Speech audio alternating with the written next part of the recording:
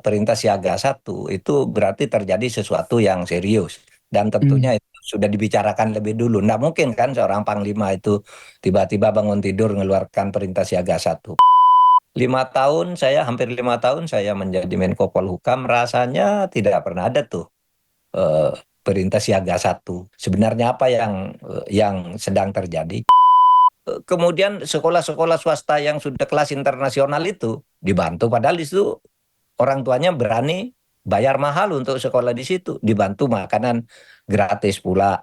Ini kan soal tata kelola. Bagaimana sih membantu orang tuh yang layak dibantu tuh yang mana?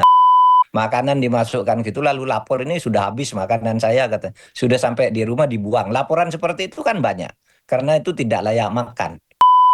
Apa betul pada hari Minggu kemarin Pak Mahfud berbicara kepada media dan bicara soal penetapan tersangka oleh KPK dalam kasus kuota haji, korupsi kuota haji. Dan apakah Pak Mahfud memberikan keterangan tertulis atau rilis kepada media?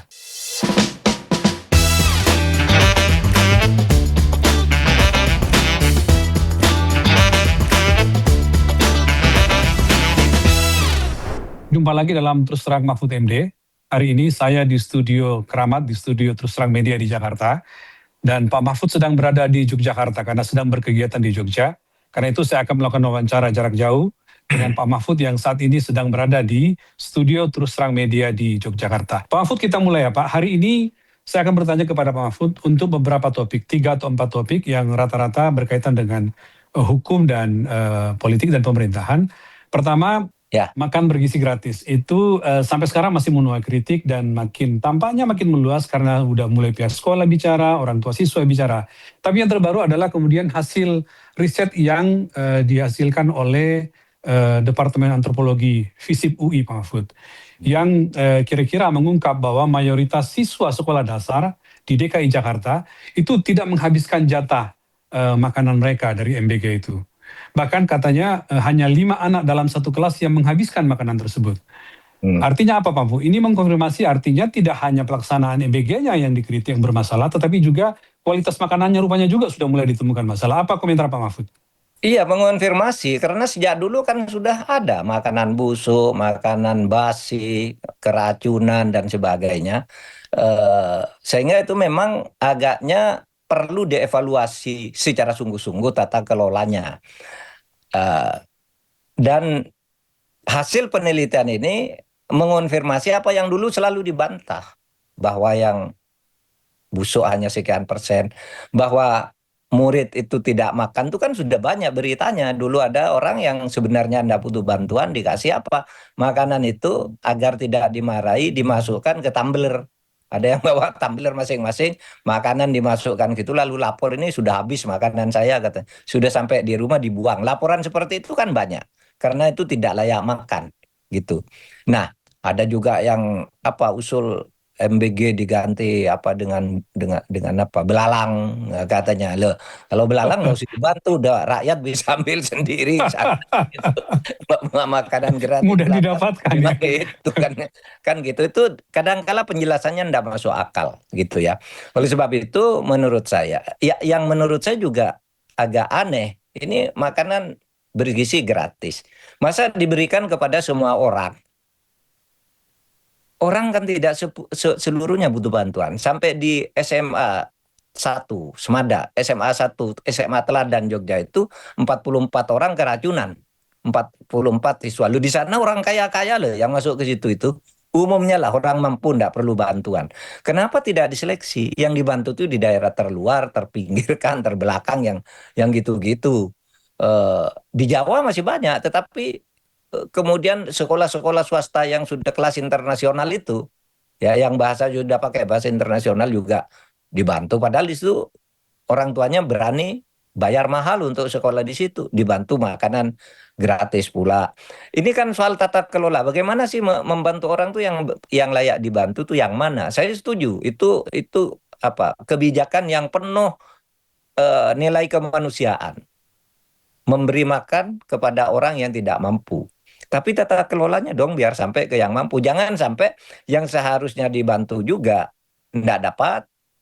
yang seharusnya tidak dibantu dapat manfaat dari itu. Misalnya gitu ya, misalnya. Bagaimana orang petugas-petugas, catering, sopir dan sebagainya itu dapat gaji sebulan 3 juta, sementara guru honorer yang sudah belasan tahun jadi guru honorer bahkan puluhan tahun sampai sekarang tidak diangkat dengan gaji yang taruhlah 300.000. Ada yang di bawah itu, ada yang di bawah itu saya tahu. Nah, itu pun dibalainya 4 bulan sekali, 2 bulan sekali, 3 bulan sekali, dan sebagainya. Orang yang mau membantu malah dipenjarakan tuh, kepala SMA di mana tuh, di Sulawesi Selatan apa tuh ya, kepala sekolah yang membantu guru honorer, minta sumbangan ke guru lain, lalu dianggap pungutan liar, lalu dipenjarakan 1 tahun gitu. Padahal guru honorernya tuh sudah mengabdi betul, sehingga kepala sekolahnya tidak tega gitu. Nah, kenapa tidak yang seperti ini dituntaskan? Dulu waktu zaman Menpan RB-nya Anas eh, siapa? Azwar. Azwar Anas. Anas. Ya, Ya, Azwar Anas. Abdullah Azwar Anas. Itu sudah membuat perencanaan dan detail loh didiskusikan dengan saya sebagai sebagai Menko. Pak, ini Pak, guru honorer ini begini Pak. Ini akan tuntas dengan cara ini tahun sekian ini, tahun depan ini anggarannya ini nanti tahun sekian tuntas. Nah, sekarang malah amburadul lagi yang dulu sudah direncanakan dengan baik itu. Gitu. Kenapa tidak ke situ perhatian kita? Bantuan kemanusiaan apa makan itu tindakan yang mulia, makan bergizi, tetapi bantuan itu akan menjadi mulia kalau memang sampai kepada orang yang betul-betul membutuhkan dan tidak besar pasak daripada tiang. Lebih banyak pengeluaran-pengeluaran untuk overheads-nya daripada realitas makanannya misalnya. Nah, yang begitu itu harus dipertimbangkan menurut saya. Sehingga saya ngelihat temuan hasil penelitian dari UI itu ya saya menjadi percaya karena itu bukan temuan baru tapi mengonfirmasi apa yang sudah beredar di ya. tengah-tengah masyarakat. Saya kira pemerintah harus mau mengevaluasi ini untuk mulai menata pada 3,5 tahun sisa perjalanan ke depan yang diperkirakan 2 tahun 2 tahunnya saja nih yang akan cukup efektif. Sesudah itu kan sibuk dengan pemilu semua 1,5 tahun sebelum sebelum berakhir periode ini Ya, gitu. hari ini di studio Terus Terang Media di Jakarta, kami mendapatkan satu berita yang itu menempatkan Pak Mahfud sebagai narasumber di berita tersebut. Yang kira-kira beritanya itu berdasarkan adalah semacam keterangan tertulis, ya, sehingga media membuat beritanya. Media cukup banyak yang membuat beritanya, dan salah satu contohnya misalnya seperti yang ditulis oleh cnnindonesia.com, judulnya itu Mahfud soal kasus Yakut. Pimpinan KPK tak berwenang tetapkan tersangka. Nah, pertanyaan saya kepada Pak Mahfud, apa betul pada hari Minggu kemarin Pak Mahfud berbicara kepada media dan bicara soal penetapan tersangka oleh KPK dalam kasus kuota haji, korupsi kuota haji? Dan apakah Pak Mahfud memberikan keterangan tertulis atau rilis kepada media? Oke, sebelum itu saya juga sudah membaca berita-berita itu yang dasar saya katakan adalah eh, yang diberitakan itu semuanya benar, tetapi tidak semua yang benar diberitakan, sehingga konteksnya lepas gitu ya. Eh, itu perlu penjelasan jadinya. Lalu apakah saya membuat eh, rilis gitu? Sama sekali tidak. Jadi ceritanya begini, saya ditelepon oleh seorang teman gitu bahwa Ansor gitu mau eh, silaturahim ke tempat saya. Namanya Ansor ya, tentu saya terima karena saya pernah jadi penasehat Ansor secara resmi ya, baik di pusat maupun di daerah gitu. Sehingga saya katakan kalau bicara soal hukum yang terkait ex ketua Ansor Pak Yakut, saya tidak lagi perlu bicara karena semua sudah saya kemukakan di program Terus Terang edisi yang lalu, yang beberapa waktu lalu, dan sudah dikutip oleh beberapa media baik yang agak utuh maupun yang bentuk potongan-potongan. Nah, oleh sebab itu saya persilakan teman Ansor kalau mau datang ke rumah, saya beri jadwal jam 10 Minggu pagi. Tetapi ternyata yang datang bukan orang Ansor. Siapa Pak yang datang? Dia sudah membawa kamera lalu katanya Oh, mau wawancara tentang Gus Yakut. Nah, saya bilang saya tidak mau loh bicara soal Gus Yakut karena keterangan saya sudah jelas. Tapi kalau Anda mau diskusi, ayolah kita saya beritahulah beberapa hal mengenai kasus itu. Eh, ya, memang pertanyaan-pertanyaannya dalam diskusi itu memang agak ya selalu selalu apa namanya setengah sepertinya memihak lah ya untuk Pak Yakut. Saya selalu luruskan. Eh, Lalu sudah itu, oke lah karena Anda sudah terlanjur datang, mari saya silahkan kalau mau direkam ya karena dia tuh wartawan ternyata katanya membantu Ansor sejak dulu tapi saya tanya pengurus di bagian apa dia oh, saya bukan anu Pak saya bukan pengurus hanya bantu-bantu media aja gitu oh ya ini rekam lalu saya rekam lah dengan hal-hal yang menurut saya sudah proporsional gitu tidak seperti yang diberitakan itu misalnya soal tadi itu ya soal pimpinan KPK tidak berhak menetapkan sebagai tersangka, misalnya.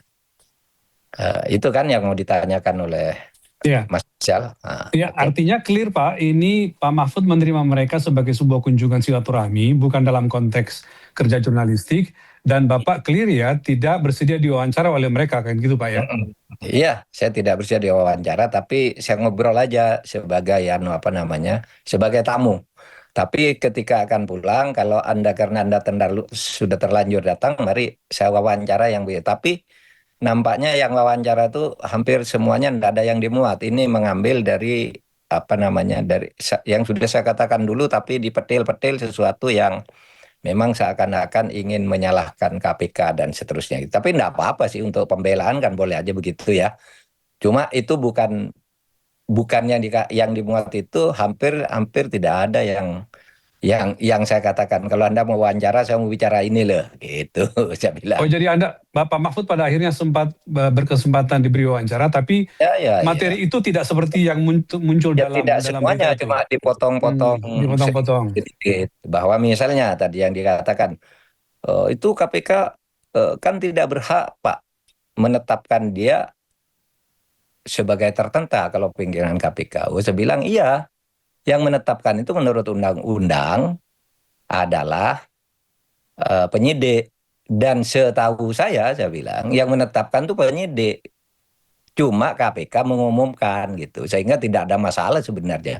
Kan di undang-undang disebutkan memang begitu. Seperti kalau di Polri misalnya, yang menetapkan seorang tersangka itu ya penyidik, di Kejaksaan penyidik. Tapi yang bicara biasanya kalau agak serius banget itu kan Jaksa Agung sendiri atau Kapolri sendiri kan. Seperti soal Pertamina itu kan Jaksa Agung dulu yang bicara gitu. Tapi yang menetapkan tetap penyidik sesuai dengan undang-undang. Sama dengan KPK, saya bilang ya sejauh yang saya tahu dulu Pak Asep tuh yang menetapkan ya di dirdiknya, bagian penyidikannya. Tapi kemudian kan bisa diumumkan oleh pimpinan KPK, bisa juga oleh humasnya bahkan, tidak harus ke dirdiknya. Nah, yang terpenting adalah bagaimana pemberitahuan kan gitu, pemberitahuan kepada yang bersangkutan. Kan menurut undang-undang sesudah seseorang ditetapkan sebagai penyidik, lalu yang bersangkutan atau tersangka yang bersangkutan itu diberitahu oleh pimpinan KPK, gitu kan, diberitahu. Tapi yang menetap mungkin di situ disebut bahwa berdasar penetapan penyidikan nomor sekian tanggal sekian, saudara ditetapkan sebagai tersangka. Atau bisa juga dengan apa namanya dengan menyertakan atau langsung menyampaikan surat penetapan tersangkanya. Itu soal teknis dan saya kira hal-hal yang seperti itu ya bisa saja nanti di clearkan di pra peradilan ya oleh KPK. Dan menurut saya sih KPK udah selalu sejak dulu mengalami hal seperti ini, artinya gugatan bahwa Anda tidak berhak dan sebagainya, tapi eh, ya lolos-lolos saja tuh ya. Kecuali yang sangat fatal gitu, kalau tidak salah baru ada dua gitu ya, penetapan itu yang dia yang gagal, tapi yang puluhan bahkan ratusan mungkin enggak masalah. Karena bisa dijelaskan oleh KPK itu silahkan, tapi betul saya ditanya tentang itu. Cuma saya bilang tidak boleh pimpinan KPK menetapkan. Yang boleh menetapkan tuh hanya penyidik berdasar undang-undang KUHP yang baru maupun undang-undang KPK gitu. Kalau yang mengumumkan ya boleh saja, kan biasa selalu selama ini begitu. Itu aja Mas Irsal kalau itu. Jadi menurut saya eh, hanya apa mispersepsi aja, dan mispersepsi itu dibangun sengaja seakan-akan pimpinan KPK yang menetapkan. Gitu Mis, aja. mis, Kalau gitu. mispersepsi dan ada cara yang dipertanyakan karena Pak Mahfud sejatinya tidak berkenan untuk diwawancara. Tapi kalau bahkan Ya, tanpa diberitahu sudah muncul beritanya, seakan-akan Pak Mahfud yang membuat itu clear bukan Pak Mahfud berarti kan ya Pak ya? kenapa? Bukan. Bukan Dia ya datang yang dan menyebarkan. saya sejak awal saya Oh, enggak mau loh diwawancarai. Kok Anda hmm. bawa rekaman-rekaman gitu. Tapi lalu ngomong-ngomong gitu, sesudah mau pulang saya kasih "Nih ya, kalau Anda mau nyiarkan ini." Tapi nampaknya hanya dipotong-potong itu aja yang mengatakan tidak bolehnya. Tidak disebut bahwa saya nyebut bahwa itu sudah di KPK itu setahu saya sudah ditetapkan oleh oleh penyidiknya. Kayak itu saya nyebut jelas di situ. Eh, itu kan hanya mengumumkan itu kan boleh aja gitu. Yang kasus itu ya. Dan memang Ya. banyak hal lain yang juga dimuat yang mungkin tidak semuanya utuh seperti yang saya katakan gitu. Coba menurut Marizal apa saja di situ yang agak aneh gitu. Saya jawab sekarang mumpung kita ketemu. Ya, jadi nomor satu soal itu Pak, karena kami kenapa saya tanyakan karena ada banyak sekali media teman-teman yang Hmm, mendapatkan rilis dari pihak yang bersangkutan, entah hmm, pihak mana gitu, yang hmm, ngirimkan ke media-media, lalu mereka tidak merasa ini hmm. bukan Pak Mahfud nih, karena source-nya tidak jelas di rilis itu Pak.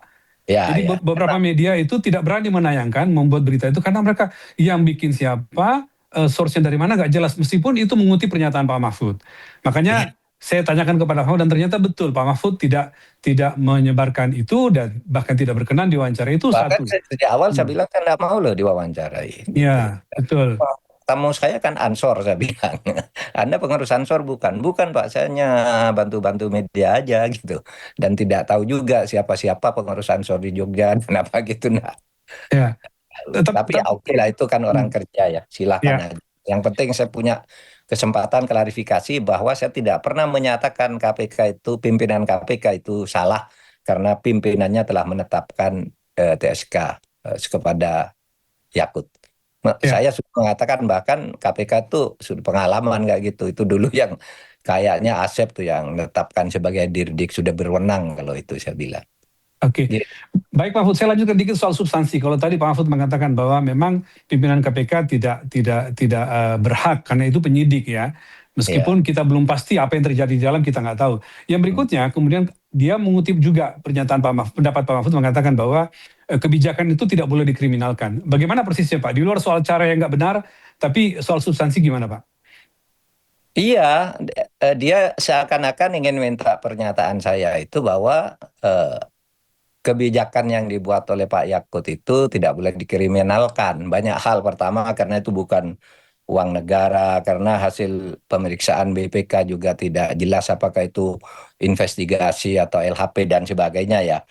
Nah, jadi saya katakan begini, eh, kebijakan itu pada dasarnya tidak boleh dikriminalkan.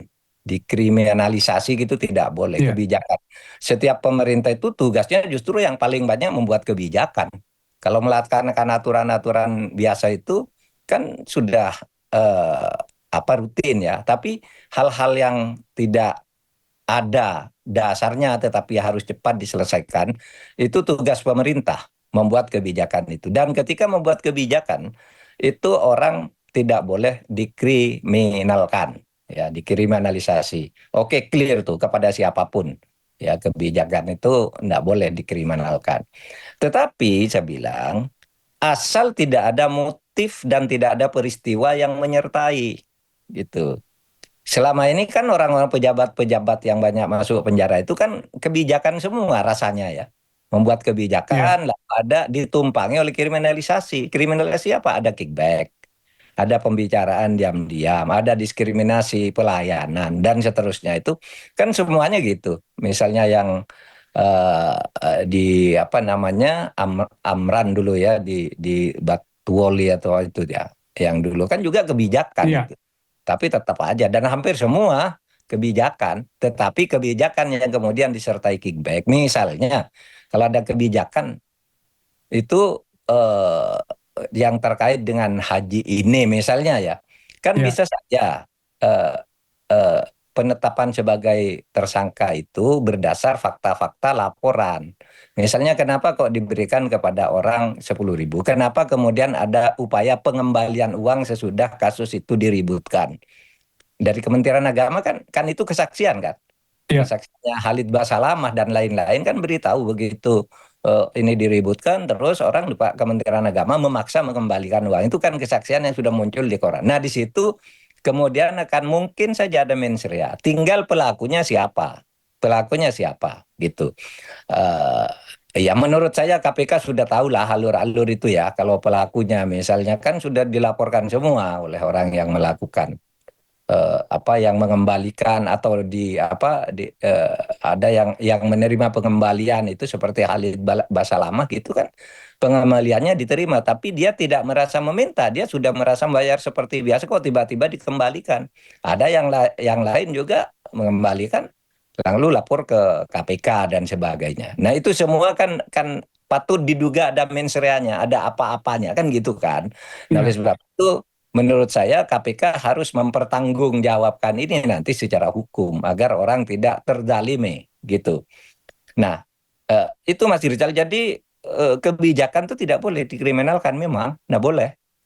Tetapi kalau ada sesuatu yang mencurigakan di balik itu terjadi sertai dengan tindakan-tindakan kriminal, biasanya kalau korupsi-korupsi kayak gitu tuh kan ada kutipan uang yang disepakati secara diam-diam, kemudian uang itu dicuci lewat seseorang, diatasnamakan seseorang, dibelikan kalau yang dulu-dulu yang sudah terbukti di pengadilan ya dibelikan saham, dibelikan ini dan sebagainya itu diatasnamakan orang, anak, istri, ayah, ibu dan sebagainya. Nah, yang begitu itu yang bisa dicelidiki oleh KPK. Bisa melalui PPATK, bisa menemui kan kadang-kala tidak lewat bank juga ya. Kalau yang PPATK itu lewat bank.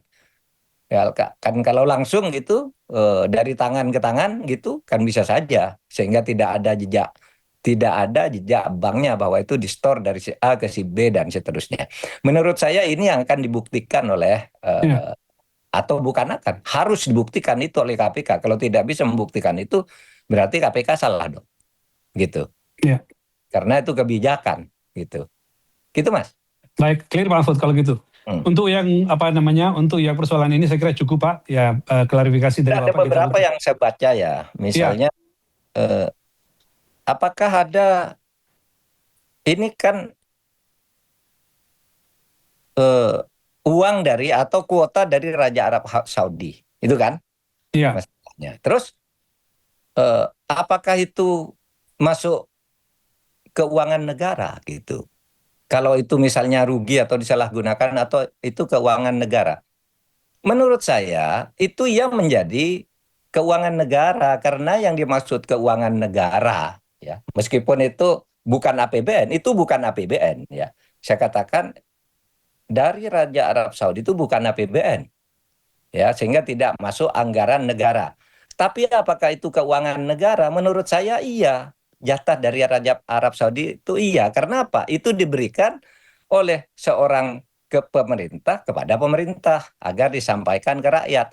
Nah, di dalam undang-undang tentang keuangan negara disebutkan bahwa keuangan negara itu semua hak dan kewajiban yang bisa dinilai dengan uang yang kemudian diurus oleh negara.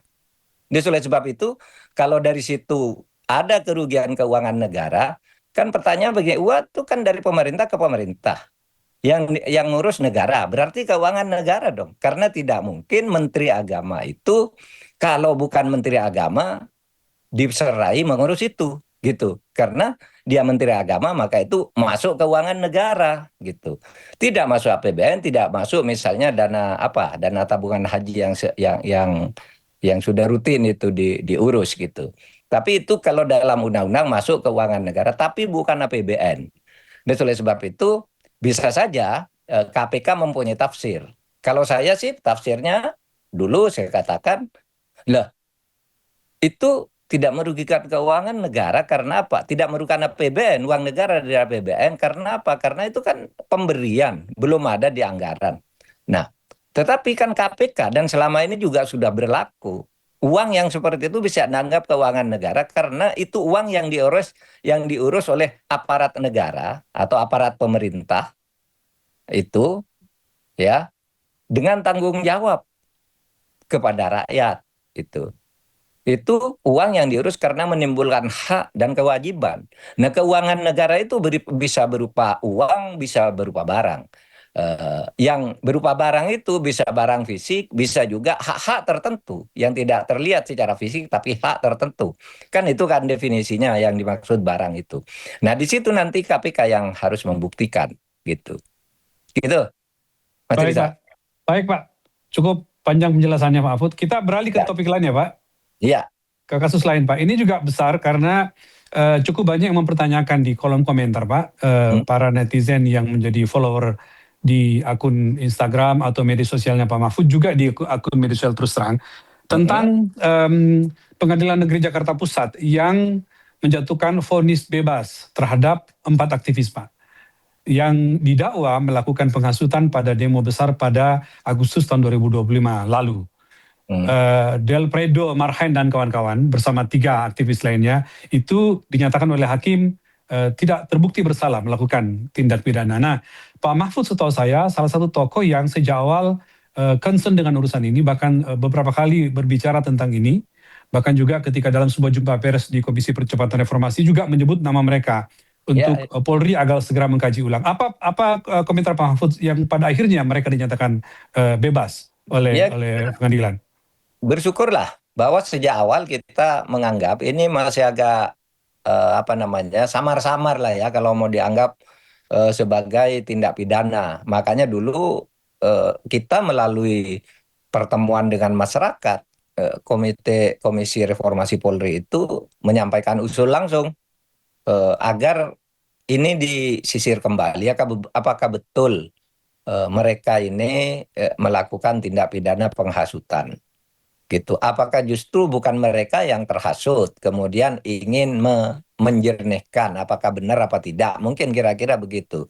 Eh, Sehingga menurut saya memang eh, vonis pengadilan ini menurut saya sudah benar. Ya seharusnya memang eh, memang begitu vonis pengadilan. Cuma sekarang ini kita menjadi agak gembira karena ternyata pengadilan berani ya.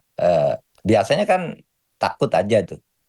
Iya, Iya kan, sejak dulu, sejak zaman KPK masih kuat sekali dulu kan, bahkan pengadilan itu eh, draft putusannya itu kan dulu pernah ditemukan itu kopnya kop KPK sehingga nyalin aja sudah dibuat oleh KPK itu di tahun-tahun ya belasan lah awal-awal itu kan sudah sering ditemukan gitu karena semuanya takut pada penegak hukum. Nah sekarang hakim harus berani dan sekarang saya melihat sudah mulai berani juga eh, menyatakan sikap seperti ini gitu ya bahwa ini membebaskan 4 orang dan kita berharap juga ya agar yang lain-lain juga bisa iya, dibebaskan ya dalam situasi seperti ini itu hak hak protes hak menyatakan pendapat hak menyampaikan aspirasi gitu ya hak bersikap hak menyampaikan dan mendapat informasi juga kan dijamin oleh konstitusi. Tinggal informasi itu hoax apa tidak, punya motif atau mens rea untuk melakukan kejahatan atau kesalahan apa tidak. Nah, itu yang harus objektif. Hukum itu harus berjalan seperti itu, Mas Rizal. Jadi saya mengucapkan selamat kepada Delfredo dan kawan-kawan dan berharap ratusan yang lain yang sekarang konon masih ditahan atau konon masih ditunda dan sebagainya itu supaya segera diklirkan bahwa orang protes itu sejauh sudah mengikuti ketentuan undang-undang dan tidak ada bukti melanggar hukum, eh, itu supaya justru dijamin ya, dijaga keselamatannya dan tidak boleh direpresi. Dan sekarang pengadilan sudah memutuskan itu, kita semua ikut bersyukur dan berterima kasih kepada para hakim yang telah menunjukkan jati dirinya untuk berani menyampaikan itu. Ya, Ya, artinya kabar baik bagi demokrasi maupun penegakan hukum sekaligus, Pak Mahfud ya. ya. Ya Pak, setelah bebas lalu orang jadi bertanya Pak, mempertanyakan tentang keadilan atau katakanlah hak-hak mereka yang bisa dipenuhi. Karena misalnya begini Pak, orang Hmm. berpikir bahwa Del Predo dan kawan-kawan ini kan ditahan atau di penjara ya, ditahan lah kira-kira gitu Pak. Itu sejak September tahun 2025. Jadi kurang lebih 5 sampai 6 bulan mereka ditahan lalu diproses gitu ya. Sehingga para aktivis teman-teman itu pada bertanya, apa dong pertanggungjawaban negara terhadap mereka karena sekian lama mereka harus meringkuk di dalam tahanan. Kenapa tidak misalnya ada semacam pertanggungjawaban negara merehabilitasi nama mereka seperti yang disampaikan oleh YLBHI dan sejumlah aktivis lain? Apa pandangan Pak Mahfud? Ya memang jalur-jalur seperti itu dimungkinkan ya. Misalnya YLBHI mau memberikan pendampingan agar melakukan penuntutan, minta rehabilitasi dan sebagainya bisa saja dilakukan. Dan di dalam banyak peristiwa itu kan sering kan eh, polisi diminta ganti rugi, memberi ganti rugi dan sebagainya kan sudah banyak ya yang begitu gitu.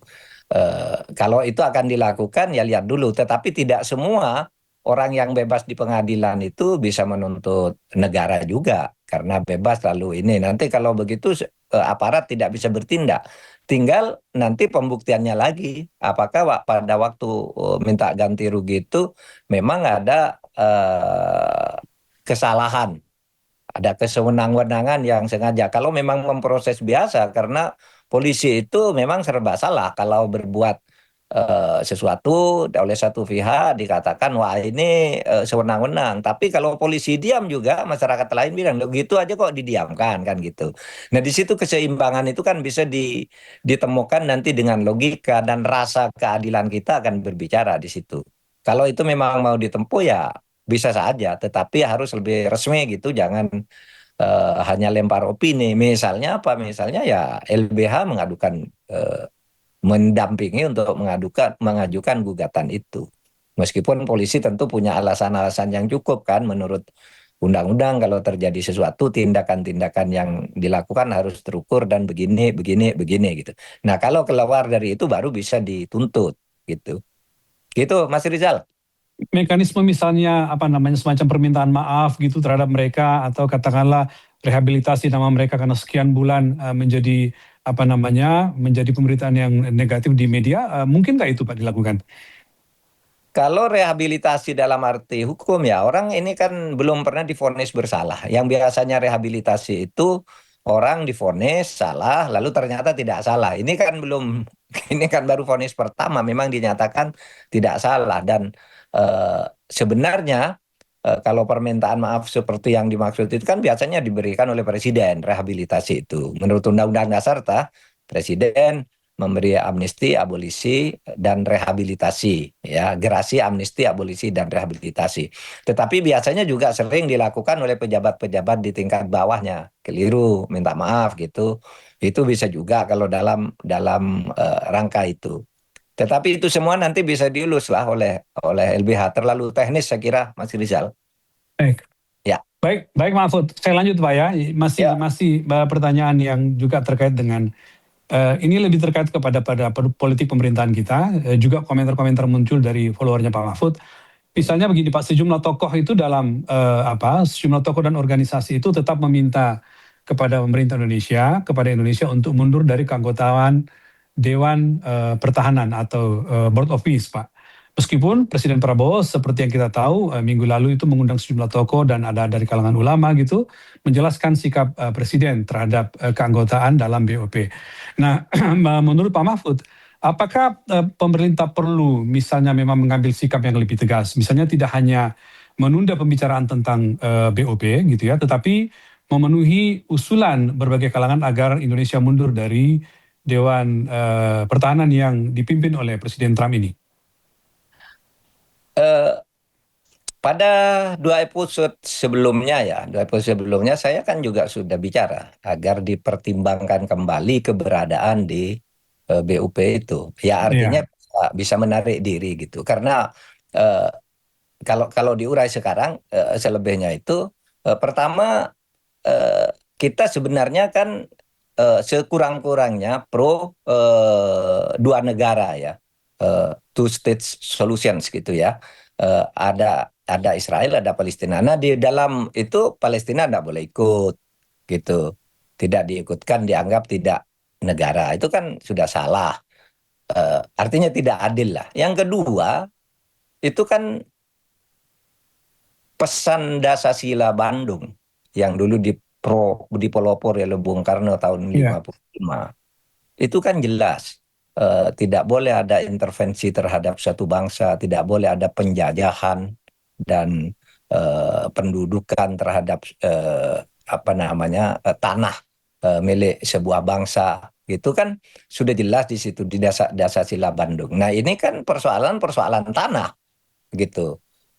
Oleh sebab itu ketika BOP itu posisinya seperti itu dan tidak melalui PBB pula kan organisasi internasional yang resmi, maka sudah banyak sekali orang yang minta presiden itu mempertimbangkan, termasuk kita sejak awal, pertimbangkan untuk menarik diri dari situ. Karena itu tidak ada juga apa yang dijanjikan untuk Palestina, kecuali janji presiden kita sendiri bahwa kalau tidak bermanfaat bagi Palestina, ya kita akan narik diri. Lah ini manfaatnya apa bagi Palestina kan harus dijelaskan dari sekarang. Namanya ini bernegara. Bukan manfaatnya nantilah kita rahasiakan dulu. Kan tidak bisa begitu kan. Manfaatnya harus jelas. Kalau tidak ada manfaatnya bagi Palestina, menarik diri. Terus apa yang bisa dilakukan agar ini bermanfaat bagi Palestina? Eh, di mana eh, Indonesia sendiri sudah mengakui Palestina dan punya duta besar di sini sudah lama gitu ya. Eh, Kemudian dia tidak ikut membicarakan tentang nasib Palestina, tapi Palestinanya sendiri tidak ikut bicara. Kan itu juga jadi masalah. Dan yang menarik nih, eh, ormas-ormas Islam sekarang nampaknya juga sudah mulai mengubah haluan kan. Kalau dulu pertama mengecam, BOP itu. Sesudah dipanggil oleh presiden mendukung karena itu manfaat untuk Palestina. Sekarang sudah mulai muncul lagi kan usul-usul agar menarik diri dari BOP sesudah terjadinya serangan terhadap Iran oleh Amerika eh, dan Israel, di mana Indonesia tidak bisa berbuat apa-apa. Seharusnya kalau perdamaian tidak boleh ada serangan begitu. Nah sekarang yang saya baca ya, Majelis Ulama, kemudian Muhammadiyah dan sebagainya, Pak Yusuf Kala dan banyak sekali lah apa masyarakat kita yang menginginkan itu agar bisa pemerintah Indonesia menarik diri dari BOP itu gitu. Nah kita tidak tahu sebenarnya sih kalau kalau kayak Bung Karno dulu kan eh, enak gitu ya. Kalau dia menarik diri ya menarik diri, dikeluarkan dari PBB ya dikeluarkan dari PBB dan sebagainya dengan tegasnya karena merasa saya Indonesia kan gitu, punya kedaulatan untuk bersikap sendiri gitu. Nah, itu yang sekarang menjadi suara masyarakat. Saya setuju Mas Rizal, apa wacana untuk menarik diri dari BOP ini, mari kita eh, dukung bersama-sama, kita kembalikan penyelesaian masalah-masalah internasional itu ke PBB saja. Kita anggota PBB juga dan kita cukup disegani juga di PBB. Buktinya sekarang menjadi ketua tahunan Dewan HAM Perserikatan Bangsa-Bangsa di Jenewa kan Indonesia sekarang ini. Nah, itu Mas Rizal menurut saya. Iya, jadi itu penegasan dari Pak Mahfud atas sikap sebelumnya yang memang sejak awal mengatakan sebaiknya memang Indonesia menarik diri Ya, ya. iya Nah, betul.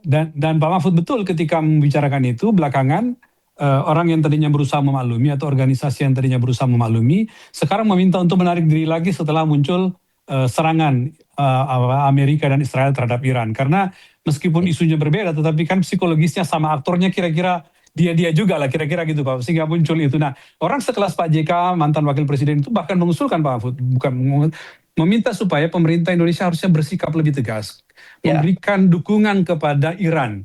Karena menurut Pak JK, sebagai sebuah negara Islam, salah satu negara Islam terbesar, Indonesia harusnya mendukung Iran yang diserang oleh agresor Amerika dan hal ini bersama Israel. Apa pandangan Pak Mahfud? ya gini loh, secara psikologis mestinya Presiden sekarang melihat bahwa sebenarnya masyarakat Indonesia itu sebagian terbesar itu menginginkan agar keluar dari BOP. Karena begini kan, ketika Presiden BOP banyak sekali yang kaget, banyak sekali yang marah bahwa itu tidak sah. Begitu dipanggil oleh Presiden lalu mendukung dengan syarat ini, memahami penjelasan Presiden. Tapi sekarang sesudah ada perkembangan mereka berbalik lagi, tidak mendukung lagi kan. Karena kan karena Presidennya adalah pemerintah negara Indonesia, maka negara itu kan ada pemerintahnya, ada rakyatnya kan. Nah, rakyatnya misalnya sebagian besar, terutama ormas-ormasnya atau prominent leadernya sudah menginginkan eh, sebaiknya itu ditarik, kan tidak ada salahnya menarik dulu, menangguhkan dulu keanggotaan di situ gitu. Gitu aja Mas Rizal pandangan saya. Iya Pak, dan berlanjut Pak, sampai kemudian informasi berikutnya kita dapatkan dari Istana bahwa Hmm. niat Presiden untuk terus menjadi mediator itu sampai sekarang masih masih berlaku ya, masih, bahkan kabarnya Presiden akan berangkat ke Teheran bersama pimpinan negara Pakistan Hmm. untuk hal seperti ini. Apa yang Pak Mahfud melihat dari kacamata kepentingan negara, Pak? Kepentingan negara, kepentingan rakyat dibandingkan dengan keinginan Presiden untuk menjadi mediator dan akan berangkat ke Teheran seperti informasi yang kita dapatkan.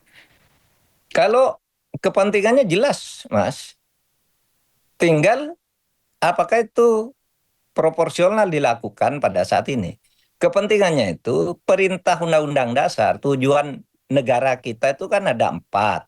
Satu, menjaga integrasi bangsa, ya, melindungi segenap bangsa dan tumpah darah, memajukan kesejahteraan umum, mencerdaskan kehidupan bangsa, dan yang keempat, melaksanakan ketertiban dunia berdasar perdamaian.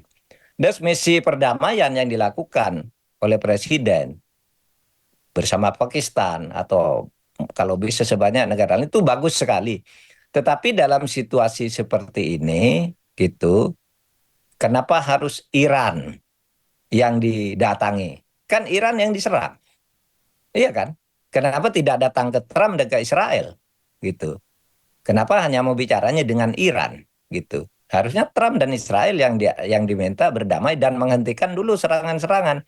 Dan minta menghentikan serangan itu misalnya Iran juga sudah berhenti menyerang gitu. Berhentilah dulu balas-balasan, mari kita bicara di meja perdamaian. Begitu itu memang tugas konstitusional kita gitu. Nah, tinggal kan orang orang sekarang yang banyak cibiran-cibiran itu lah gimana mau eh, apa namanya mendamaikan kan yang harus diajak bicara Trump, bicara ke Trump aja enggak berani misalnya begitu.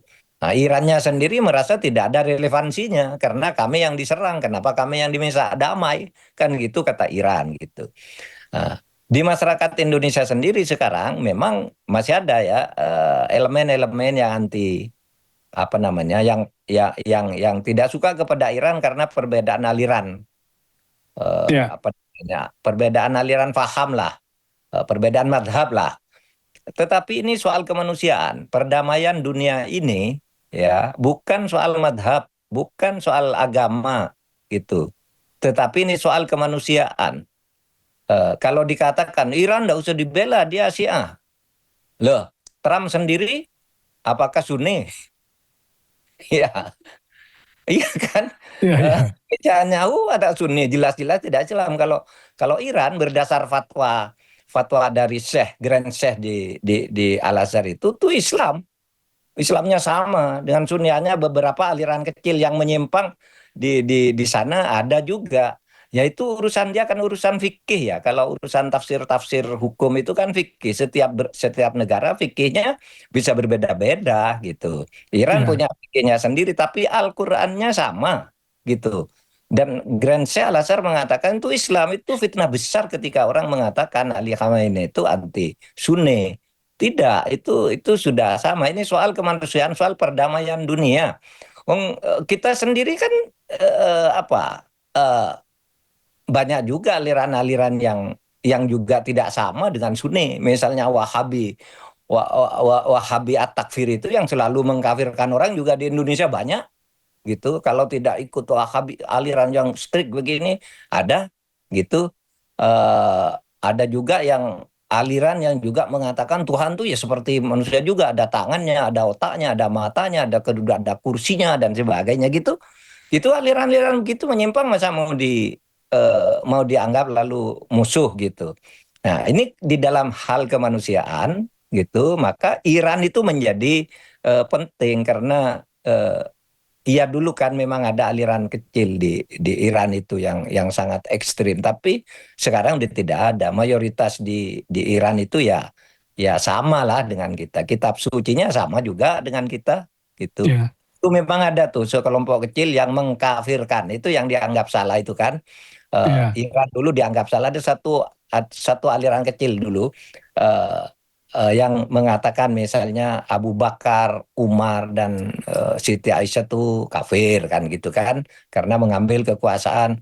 Allah salah ngirim wahyu, harusnya ke kamarnya Ali, masuk ke kamar Iya, Fuad gitu, yang iya, begitu-gitu tuh betul, itu betul, sudah ya, tidak ya, ada sekarang ya, itu. Nah, oleh sebab itu sekarang kemanusiaan saja.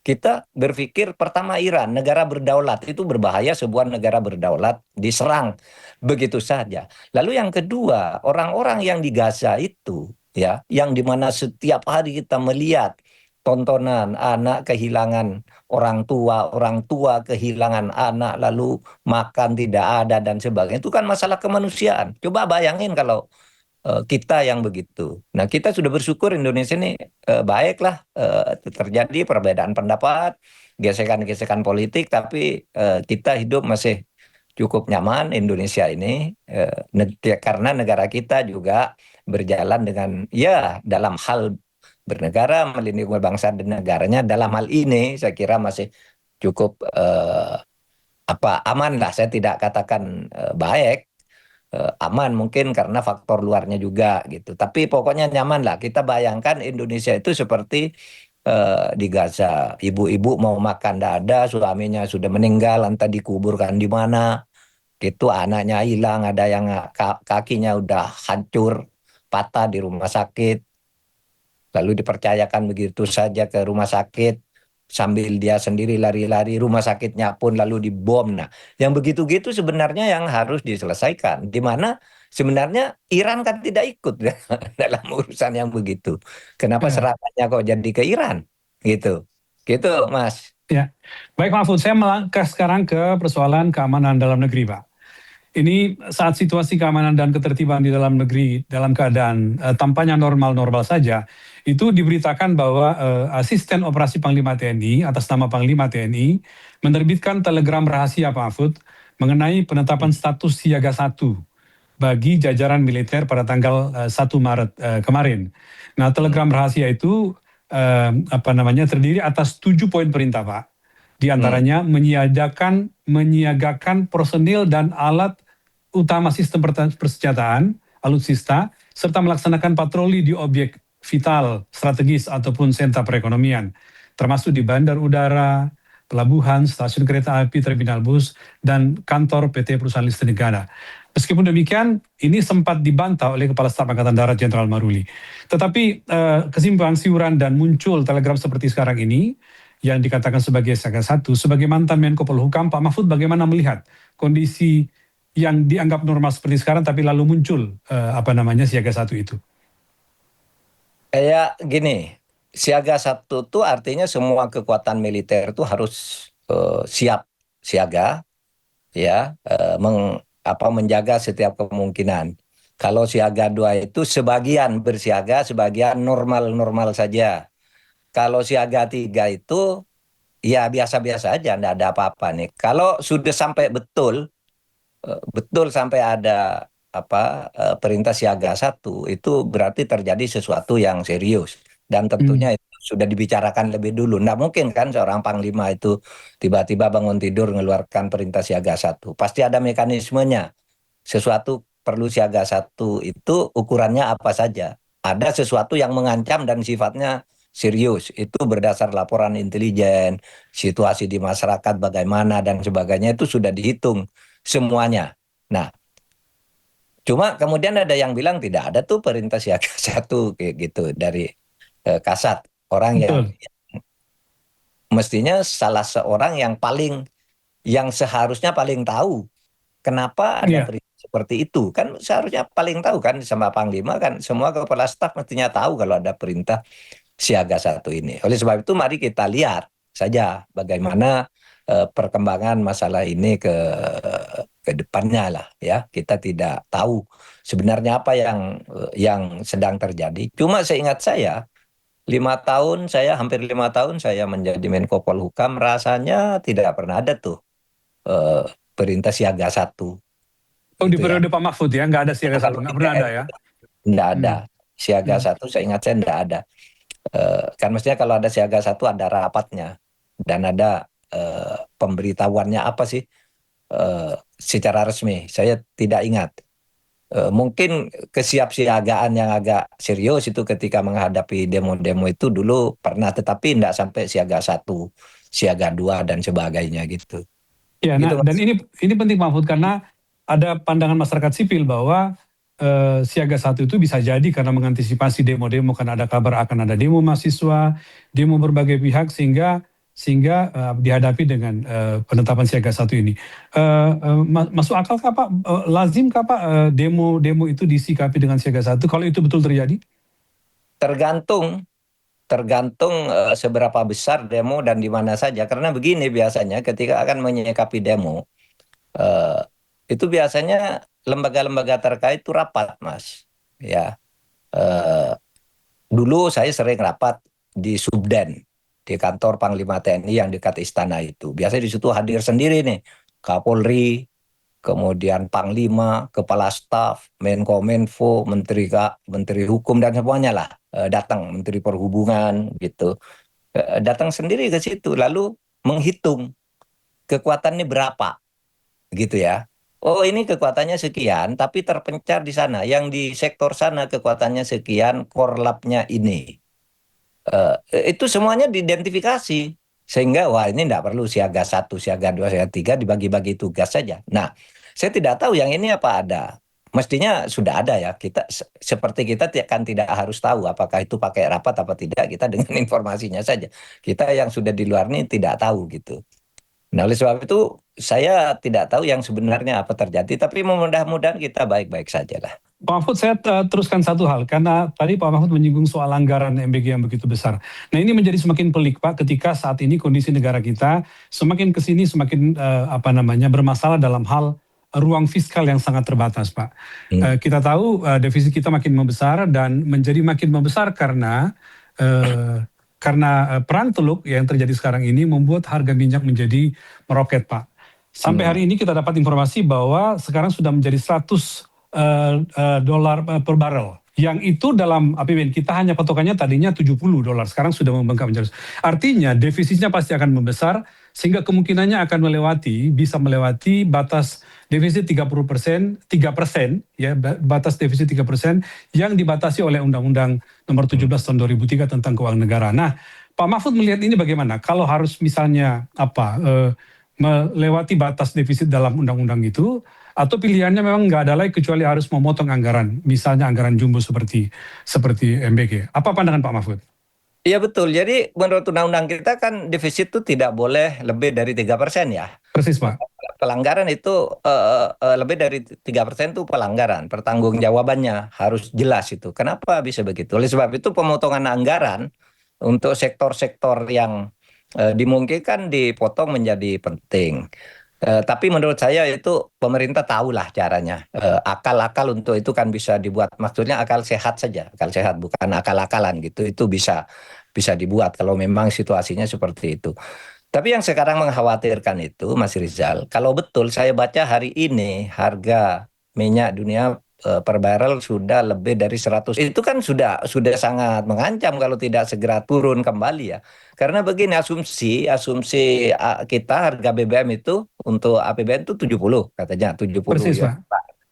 Nah, Mas Rizal, setiap naik $1, kerugian negara itu, pertambahan beban negara itu, setiap naik $1 tuh 7 triliun, Mas. Betul, betul, Iya, ya betul, kan? Pak. Iya, Sekarang iya, iya. kalau dari 70 ke 100 misalnya, udah berapa itu? Itu betul-betul sangat mengkhawatirkan. Oleh sebab itu, sekarang ini harus betul-betul dipikirkan ya, tindakan kita ke dalam menjaga anggaran kita ini, dan terutama ya masyarakat lah ya, supaya supaya diselamatkan rakyat ini dari apa bencana yang mungkin bisa dihindarkan mumpung masih sekarang bisa dilakukan, dan itu adalah tugas pemerintah. Jangan begini, jangan, oh ya itu menurut Anda bagaimana caranya, Anda yang bicara begitu, itu tugas pemerintah kan. Kalau kita yang memerintah ya pasti tahu caranya, Anda juga pasti tahu kalau Anda pemerintah untuk mengatasi hal seperti ini, kan gitu. Itulah kewajiban pemerintah untuk memikirkan hal-hal seperti ini. Dan oleh sebab itu saya meyakini itu juga sudah dicatat dan mungkin sudah dibuat langkah-langkah antisipatifnya, dan mudah-mudahan itu manjur. Tapi memang mencemaskan kalau setiap $1 7 triliun Ya, kenaikannya, beban luar ke biasa. anggaran kita, ya kan perang terus berlangsung, itu akan naik-naik terus, kita yang ambruk nanti. Gitu Sangat Mas berat, Pak. Rizal. Kita Betul. berdoa saja lah, kita berdoa. Baik, Pak. Sama-sama berdoa, Pak. Ya, Mumpung ini bulan Ramadan, kita perbanyak doa. Saya kembalikan kepada Pak Mahfud untuk menutup, Pak. Monggo, Pak. saudara sekalian, para pemirsa, demikian dari saya dengan Mas Rizal. Saya sekarang mengisi terus terang ini dari Jogja. Teruslah berbicara hal yang benar. Jangan pernah lelah mencintai Indonesia, karena Indonesia ini menjadi berkah bagi kita yang selama ini sudah merasakan kemajuan-kemajuan dengan segala kekurangannya. Oleh sebab itu bicara benar, mengeritik, dan sebagainya itu adalah menjadi tugas kita. Sampai ketemu. Terima kasih.